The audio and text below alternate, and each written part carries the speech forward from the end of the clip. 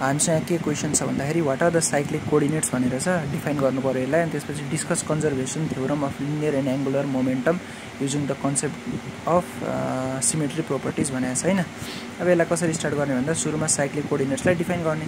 Cyclic coordinates भनेको के हो भन्दाखेरि जेनरलाइज कोअर्डिनेट्स क्युवाई भनेको अफ कोर्स जेनरलाइज कोअर्डिनेट हो क्लासिकल मेकानिक्सको टर्ममा चाहिँ साइक्लिक कोअर्डिनेट हो यदि ल्याग्रेन्जियनलाई एल यसलाई सामान्य तरिकाले लेख्दा क्यू ड्यास अथवा क्यू डट टी लेख्दा नि हुन्छ हो त्यो चाहिँ इज इन्डिपेन्डेन्ट अफ क्युआई।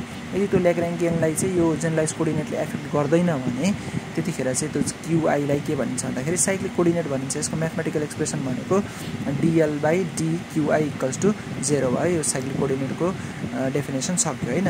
अब आउँछ कन्जर्भेसन थ्योरम एन्ड सिमेट्री प्रोपर्टीको कुरा। अब यतिखेर हामी conservation theorem and symmetry property भनिरहँदाखेरि लिनियर मोमेन्टम र एंगुलर मोमेन्टमको कन्जर्भेसनको कुरा गर्न खोज्दैछौँ।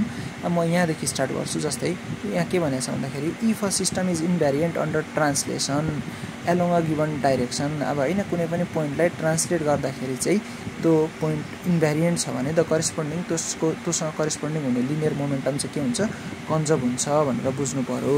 त्यसरी नै if the system is invariant under rotation यदि सिस्टम चाहिँ त्यो ल्याग्रेन्जियन चाहिँ रोटेसनसँग इन्भ्यारिएन्ट छ भने त्यो कन्डिसनमा के छ भन्नु पर्यो भन्दाखेरि एंगुलर मोमेन्टम कन्जर्भ छ भन्नु पर्यो हैन।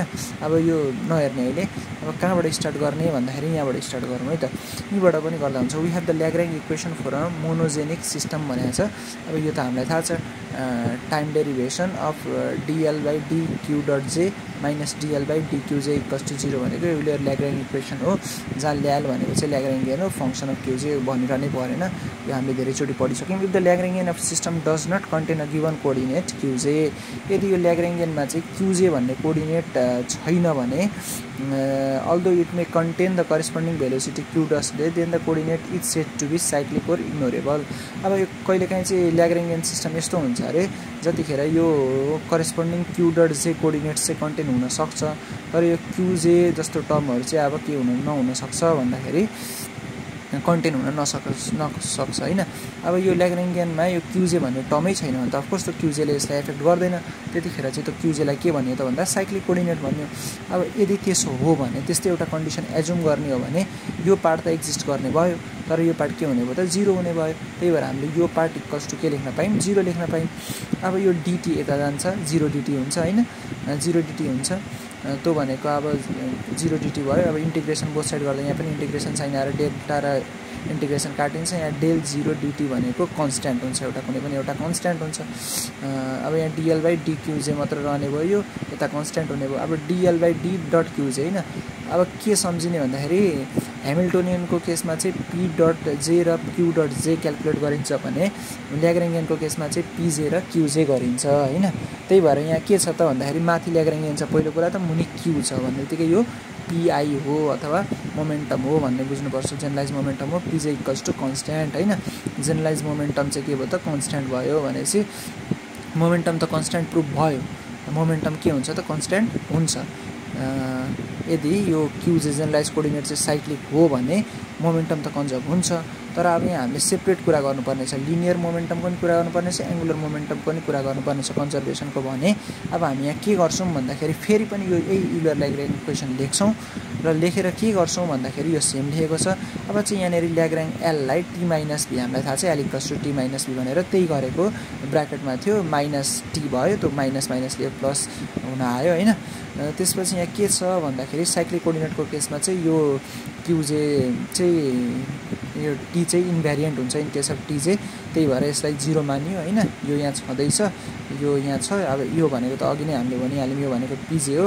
अब यो प्लस थियो यता आउँदाखेरि -dv/dqj भयो। अब यो d/dt pj भनेको टाइम डेरिभेसन हुने बित्तिकै माथि के लाग्छ त डट लाग्छ कहाँ गयो यो यहाँ आएको है त यो dj pj भनेको pj भइहाल्यो। अब यो -dv/dqj अब के अरे negative derivation of potential energy with respect to कुनै पनि जेनरलाइज कोअर्डिनेट छ भने त्यो चाहिँ जेनरलाइज फोर्समा जान्छ है त जसलाई क्यापिटल क्युजेले रिप्रेजेन्ट गरिन्छ। यो भनेको अब टाइम डेरिभेसन अफ pj भनेको अफकोर्स माथि डट आउने भयो यो सेम छ हैन pj = qj। अब हामीले के भन्दैछौँ भन्दाखेरि यदि इफ क्युजे इज साइक्लिक, यदि यो क्युजे कोअर्डिनेट चाहिँ साइक्लिक हुन जान्छ भने यो भी त योसँग इन्भ्यारिएन्ट हुने भयो भनेको यो पुरैको भ्यालु कति हुने भयो त 0, त्यतिखेर क्युजे चाहिँ के हुन पुग्छ त 0, त्यही भनेको छ q j will be equals to 0 if q j is cyclic if V is does not depend on q j, यहाँ भनेको छ एउटै कुरा हो। अब त्यो कन्डिसनमा के हुने भयो त पी डट जे भनेको 0 हुने भयो होइन, अथवा यो फेरि हेरौँ अलिकति, इफ क्युजे, यदि यो क्युजे चाहिँ इज द फोर्स, अब यो क्युजे चाहिँ कुनै त्यो कन्डिसनमा फोर्स हो, ट्रान्सलेसन मोसन हो भने फोर्समा पनि त अब ट्रान्सलेसन हुनसक्छ अथवा टर्क हुनसक्छ, एङ्गुलर हुनसक्छ होइन, फोर्स एक किसिमको मात्र हुँदैन। यदि त्यतिखेरको यो जेनरलाइज फोर्स चाहिँ ट्रान्सलेसन मोसन हो भने त्यतिखेर अब के हुने भयो त यो क्युजे 0 हुने भयो र पी डट जे इक्वल्स टु पनि 0 हुने भयो। अब ट्रान्सलेसनको केसमा त्यो पिजे कन्सटेन्ट आउनु भनेको केलाई कन्सटेन्ट मान्नु हो त, लिनियर मोमेन्टम चाहिँ कन्जर्भ हुनु हो भनेर चाहिँ अब किन यहाँ पनि पी डट जे इक्वल्स टु 0 नै छ, यहाँ पनि पी डट जे इक्वल्स टु 0 कै कन्डिसन हो। अब किन यहाँ चाहिँ लिनियर भयो भन्दा चाहिँ यतिखेर यो क्युजेलाई फोर्स ट्रान्सलेसन मोसन मानिएको छ भने अब नेक्स्ट कन्डिसनमा के भनेको छ, यदि क्युजे चाहिँ टर्क हो, फोर्स नभएर टर्क हो अथवा रोटेसनल मोसन हो भने त्यतिखेर पनि अब के हुने भयो त क्युजे त 0 नै हुने भयो, त्यतिखेर पी डट जे इक्वल्स टु 0 हुन्छ। तर त्यतिखेर किनकि हामीले यहाँ रोटेसनल मोसन मानेको हुनाले त्यो चाहिँ एङ्गुलर मोमेन्टम कन्जर्भ भयो भन्न मिल्यो।